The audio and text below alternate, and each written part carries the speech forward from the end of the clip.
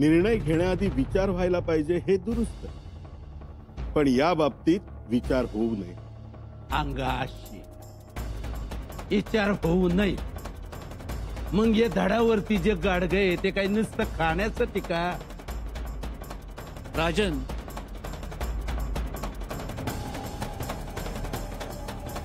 सोच पाहिजे प्रत्येक फैसला करताना. ऐकलं का? मला वाटतं अनाजी पंत एकदम रास्त बोलते. आम्हालाही ते रास्तच वाटतंय, कारण अकबर वाघ नाही, तसा आहे. वाघर न लावता सहज सापडला. रावजी, तुम्हासनी शहजादा अकबर कसा वाटला? हो, भेदरलेला. जीव वाचवण्यासाठी बीळ बघतोय तू. रावजी, एक काम करा, तुळशीच्या पानाचा रस 2-4 थेंब डोळ्यात टाकीत चला, म्हणजे तुम्हासनी चांगलं दिसल. असं का म्हणताय? तुम्हासनी शहजादा अकबर ससा दिसला म्हणजे तुमचं काळीज वाघाचं असलं पाहिजे. मी काय म्हणतो, ऐकलं का? आपण एवढ्या खोलात जाऊया नको.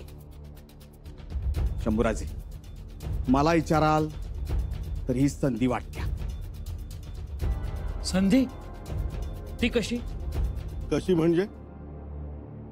हो, असं आहे, एकतर तो आपल्या स्वराज्यात आला, आणि दुसरी गोष्ट त्याच्याबरोबर तो दुर्गादास राठोड आहे. एक मोगल तर दुसरा राजपूत. एकदम बरोबर. पर दोघं बी पाठीवर जळतं लाकूड घेऊन आले ती. आणि लाकूड बी कसं का पाणी टाकलं तर भाडका उडल, अशी परिस्थिती आहे. मग कसं करावं म्हणून विचार करणं भाग आहे. सरनोबत योग्य तेच बोलतायत. हा अकबर पाठीशी आग बांधूनच आलाय. मग येऊ द्या ना, आपण कशाला आहोत? राजे, सगळ्या कारभारी मंडळींना वाटते अकबर ही एक संधी आहे. आपणास काय वाटते? नाही, अजून काही विचार केला नाही आम्ही. आपण स्वराज्यातले जुने जाणते कारभारी अकबराबद्दल आम्हाला सल्ला देण्यासाठी आले आहेत. तुम्हा सर्वांचा सल्ला ऐकायला आवडेल आम्हाला. बोला. राजे, मनात क्षणभर विचार आला, आज जर महाराज असते तर त्यांनी कोणता निर्णय घेतला असता? महाराज असते तर काय बोलायचं? तेही संधी हातून दवडतात का? महाराजांनी काय केलं असतं? काय केलं असतं? स्वराज्याच्या भल्यासाठी त्यांनी या संधीचा उपयोग करून घेतला असता. राजे, विचार करावा आपण. राजे, अनाजी पंतांच्या बोलण्याकडे नजरअंदाजी करू नये. नाही रावजी नाना, आम्ही अनाजी पंतांच्याच नाही तर इतर कोणाच्याही बोलण्याकडे नजरअंदाजी केलेली नाही. आताही तुम्हा सर्वांचा सल्ला मान्यच आहे आम्हाला. राजन, आनंद वाटला, तुम्ही माझा शब्द मानलात. आता एक महत्वाचा प्रश्न. अनुभव आणि ज्येष्ठत्व या बाबींचा विचार करता आमच्या आणि स्वराज्याच्या वतीनं अकबराशी बोलणी करण्यासाठी कारभाऱ्यांपैकी कोण जाणार?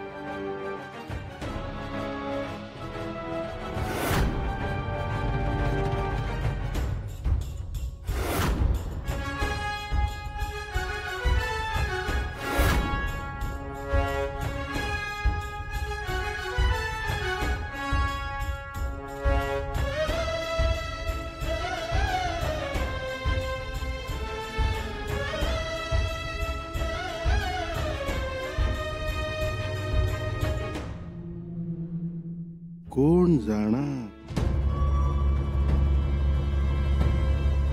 नक्की कोण?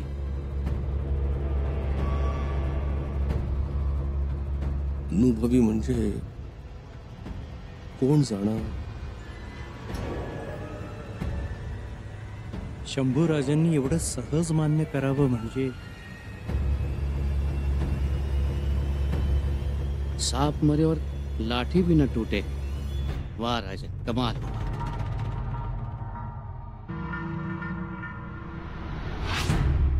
शहजादे, आइए दुर्गादास जी। किस विचार में मगन हो? दुर्गादास जी, संभा को पैगाम भेजे हुए काफी अरसा गुजर चुका है। हाँ शहजादे, लेकिन हमारे खरीदे का जवाब आने के आसार नहीं दिख रहे। नजर ना आए तो ना सही। चिंता के करनी शहजादे, वो संभाजी है, बड़ी दूर की सोचने वाला, चाल चलने में कम ना है।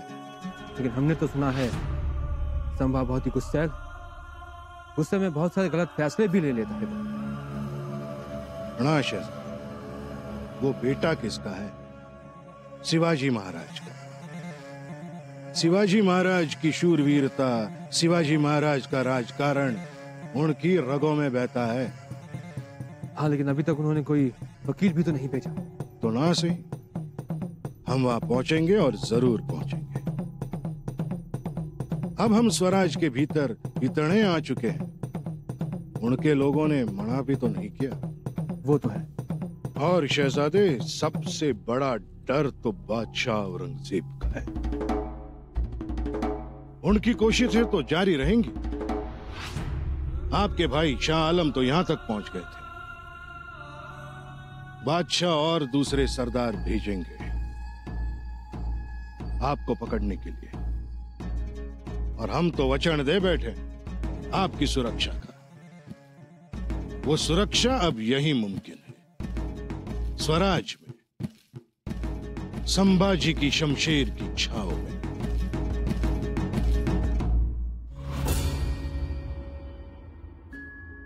आबासाहेब, असा प्रसंग तुमच्या समोर उभा ठाकला असता तर तुम्ही काय केलं असतं? काय निर्णय घेतला असता? हा प्रसंग कशा रीतीने हाताळला असता? आबासाहेब, काय निर्णय घ्यावा हो आम्ही? राजे, एवढं कसलं गोड चाललंय आबासाहेबांच्या जिरेटोपा बरोबर?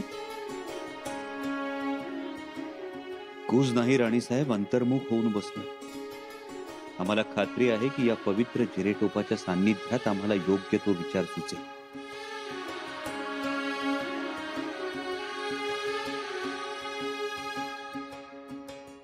शहजादा अकबराबद्दलच म्हणताय ना?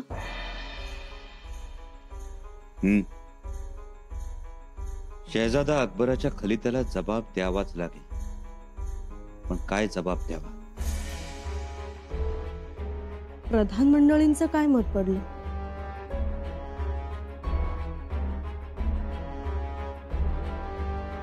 राणीसाहेब, प्रत्येकाचं मत वेगळं, प्रत्येकाचा होरा वेगळा. कुणाला संधी वाटते, कुणाला धोका वाटतो, तर कुणाला वाटतं की हे औरंगजेबाला डिवचल्यासारखं होईल. अनेक मतमतांतर आहेत. पण मग तुम्हाला काय वाटतं? आम्ही अजून कुठलाही निर्णय घेतलेला नाही. विचार करा हवं तर अजून, पण निर्णय तुमच्याच मनानं घ्यावा. राणीसाहेब, खरं तर आबासाहेबांच्या संमतीनं आम्ही उत्तर दिग्विजयाची जी स्वप्न पाहिली होती, त्यात औरंगजेबाच्या शहजाद्याला फितवून स्वराज्यात आणण्याची योजना होती. आम्ही प्रयत्नही केला त्या दृष्टीने. हो, तुम्हाला खूप त्रास झाला, खूप भोगले राजे तुम्ही. आणि जेव्हा आम्ही औरंगजेबाच्या शहजाद्याला स्वराज्यात आणण्यात अपयशी ठरलो, तेव्हा स्वतः आबासाहेबांनी शहजादा मोअज्जमला चुचकारलं होतं. तो निघालाही होता, पण भीत फसला. हो, आम्हाला त्याची पूर्ण कल्पना आहे. बघा ना राणीसाहेब, 2-3 वर्षांपूर्वी आम्ही मोगल शहजाद्याला स्वराज्यात आणण्यासाठी जंग पछाडत होतो, आणि आता तीच संधी स्वतःच्या पावलानं चालून आली आहे.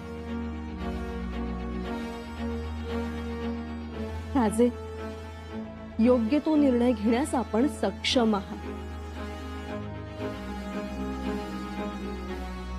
त्यासाठीच तर आम्ही इथे बसलो होतो. कारण आम्हाला कल्पना आहे आमचा हा एक निर्णय काळाची पुढची दिशा ठरवणारा असेल. काळाची दिशा ठरवणारा नाही राजे.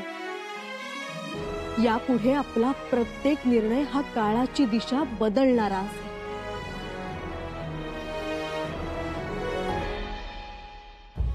योग्यच निर्णय घ्यायला पाहिजे. त्यात सगळंच गणित फसेल. अहो गणित फसलं तरी बाराखडी सरळ राहणार आहे का हो? नाहीच हो. सगळ्याच बाजूनी घेरले जाऊ आपण. आत्ता कसं मुद्द्याचं बोललात? बरं हे शंभूराजेंना माहित नाही का? तर आहे. ते जाणतात. कुणाला अकबराकडे पाठवायचं आणि कुणाला नाही पाठवायचं ते. म्हणजे खंडोजीला नाही का त्यांनी न विचारता काशीला पाठवलं? माझं म्हणणं एवढंच आहे की आत्ता का विचारताय? पण नाही, त्यांनी विचार तर हा त्यांचा मोठेपणा म्हणायचा का धूर्तपणा? धूर्तपणा तर मोठाच आहे. जाऊ द्या हो.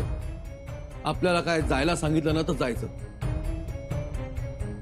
हिरोजीराव, आपल्या वतीने तुम्ही जा त्या शहजाद्या अकबराशी बोलायला वकील म्हणून. म्या हो हो, तुम्हाला अनुभव आहे मोगलाईचा.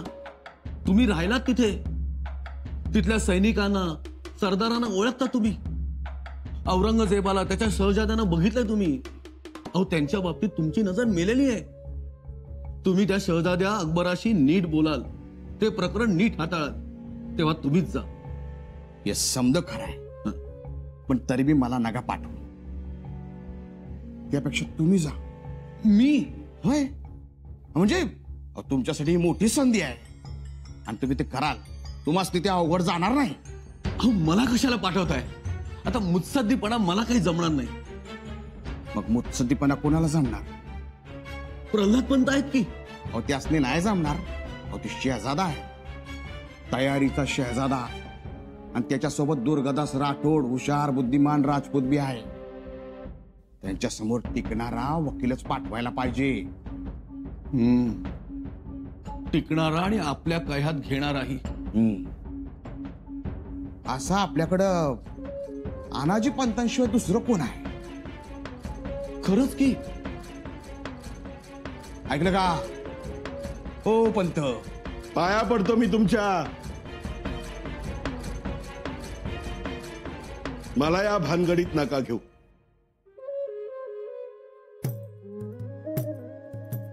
का? काय झालं? मला यात घेऊ नका. अहो मग आपल्यापैकी जाणार कोण पंत? तुम्हाला मी स्वच्छ सांगतो, मी रायगड सोडून जाणार नाही. का? काय आहे इथं? इथे कोणत्याही क्षणी जबाबदारीचं वाटप होईल, पद मिळतील, आणि नेमका मी समोर नाही तर सगळं अवघड होऊन बसेल. अहो पद मिळणार असं तर ते कुठे बी असलं तरी मिळणारच आहे की. राजकारणात हाजीर तो वजीर असं कोष्टक असतं. ते झालं, पण तुम्हाला सांगतो त्यांनी न दाखवू देत, पण समर्थांच्या पत्राचा त्यांच्यावर परिणाम झालाय. कारभारी सुखी करून सोडा असं म्हणाले ते. म्हणजे कारभारी सुखी होती. ते झालं म्हणा, पण मग कशाला त्या अकबराला सलाम तस्लीम करायला जायचे या रायगडाची गार हवा सोडून? ऐकलं का? गारवा सोडाल तर खऱ्या अर्थानं शंभूराजांनी मुत्सद्दीपणा दाखवाल. आणि पदाचं वाटप झालं तर ते आम्ही थोपवून धरतो. वय ते करता येईल. शंभूराजेंना कळू दे अनाजी पंतांची मुत्सद्देगिरी काय ते. दिपू देत डोळे त्यांचे. आणि स्वराज्यातील मातब्बरांनाही कळू दे अनाजींचा धारा आणि वारा.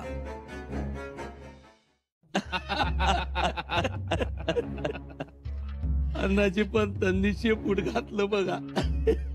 राजन, खर तर सगळ्या कारभाऱ्यांनी अनाजी पंतांना सांगितलं होतं जबाबदारी घ्या म्हणून, परंतु अनाजी पंत रायगडावरून दूर जायला तयार नाही. पण का? अहो का म्हणजे दोन गोष्टी संगतीनं झाल्या की. पहिलं म्हणजे रायगडावर राज्याभिषेकाचं वारं वाहत या, आणि त्याच वेळेला अनाजी पंत गडावर नाही, त्यांच्या पचनी पडल काय? पण मामासाहेब, खरं तर अकबराला भेटून मुत्सद्दीपणा दाखवणं ही मोठी संधी होती. राजन, राज्याभिषेक ही सुद्धा फार मोठी संधी आहे. याचा अर्थ कारभाऱ्यांचं अजून काही ठरलं नाही तर. मुंद्रा राजे कारभारी सत्रेवर येण्याची परवानगी मागत आहेत. बोलवा. म्हणजे कारभाऱ्यांचा निर्णय झालेला दिसतो. परंतु राजन, तुमचाही काहीतरी निर्णय झाला असेलच की? तो नंतर सांग. पण आधी कारभारी काय म्हणतात ते ऐकू. त्यांचं काय म्हणणं आहे ते पाहू.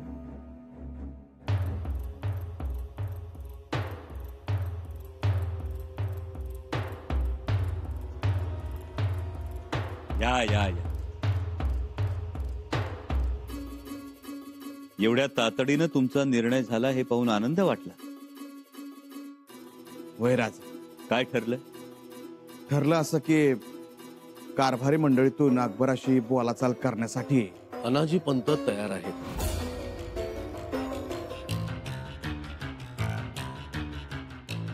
उत्तम. स्वतः अनाजी पंत अकबराशी बोलणी करायला जाणार यातच अर्धी लढाई जिंकल्यासारखं आहे. मीही तोच विचार केला होता. म्हणजे सुरुवातीला माझं मन तयार नाही झालं, पण या गोष्टीचा सारासार विचार केला आणि मी ठरवलं अकबराला जाऊन भेटायचं. नुसतं अकबराला भेटायचं नाही, तर येळ प्रसंगी धोबी पचाड बी द्यावा लागला तर त्याची तयारी पाहिजे. तर नौबत धोबी पचाड हा आमच्या रक्तात भिनलेला आहे. तुम्ही चिंता करू नका. शाबास, असाच हुनर पाहिजे. अनाजी पंत, तुम्ही अकबराशी संवाद साधण्याची आणि त्या संवादातून संधी शोधण्याची जबाबदारी व्यवस्थित पार पाडाल याविषयी आमच्या मनात तीळमात्र शंका नाही. परंतु सध्या तुम्ही कुठेही जाण्याची गरज नाही. का? काय झालं? हिरोजी काका, शहजाद्याकडून आलेल्या पत्राला आणि पत्र पाठवणाऱ्या शहजाद्याला नीट जोखलं पाहिजे. जोखायला त्याला वजन राहिलंय कुठे? अहो, तुटलेल्या पतंगाला वजन असतं का? अनाजी पंत, पतंग खरंच तुटलाय की मुद्दाम तोडून पाठवलाय हे बघायला हवं.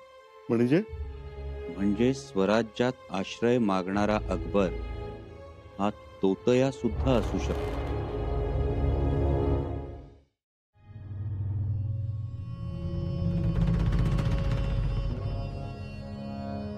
मामासाहेब, अकबराचं आमच्या भेटीला येणं, स्वराज्यात शरण मागून स्थिर होणं हा औरंगजेबाचा बनाव तर नाही ना हे बघितलं पाहिजे. कारण स्वराज्यात येण्यापूर्वी अकबर आणि औरंगजेब यांच्यात जंग झालेली. कदाचित खरा अकबर त्यात मारलाही गेला असेल, पण ती खबर गुप्त ठेवून तोतया अकबराला शरण मागण्यासाठी औरंगजेबानं पाठवलं नाही हे कशावरून? यात घातपाताचाही संभव असू शकतो. राज, माफ करा, पण मला तसं नाही वाटत. कारण त्यांच्या संगत ते दुर्गादास राठोड नावाचा राजपूत बी आहे. ते आहे मामासाहेब, पण बादशाह असलेल्या आपल्या बापाशी बगावत करून स्वतःला शहनशाह घोषित करून अकबर आपल्या आश्रयासाठी आला असला तरी त्याला आश्रय देणं कितपत सोयीस्कर आहे हेही पाहायला पाहिजे. म्हणजे अकबर त्या पात्रतेचा आहे का, त्याचं चलनवलन कसं आहे हे तपासायला पाहिजे. आणि समजा आपण अकबराला आश्रय दिला तर ते शहनशाह औरंगजेबाला थेट आव्हान दिल्यासारखं होईल का याचाही विचार केला पाहिजे. औरंगजेब किती चिडेल, कितपत दुखावेल, त्याची जिद्द जागृत होईल का, त्याची ईर्ष्या पेटून उठेल का, सगळ्या बाबींचा विचार व्हायला हवा. जी राजा, आपण या अकबराकडे किती चौकस दृष्टीने बघतोय. बघायलाच पाहिजे कविराज.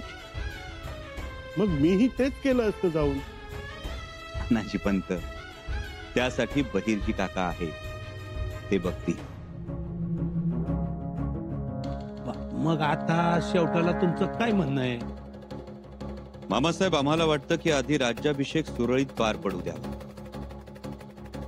तोपर्यंत बाकी सगळ्या गोष्टींचा मागोवा घेऊ, अकबराला नीट जोखू आणि मग निर्णय घेऊ.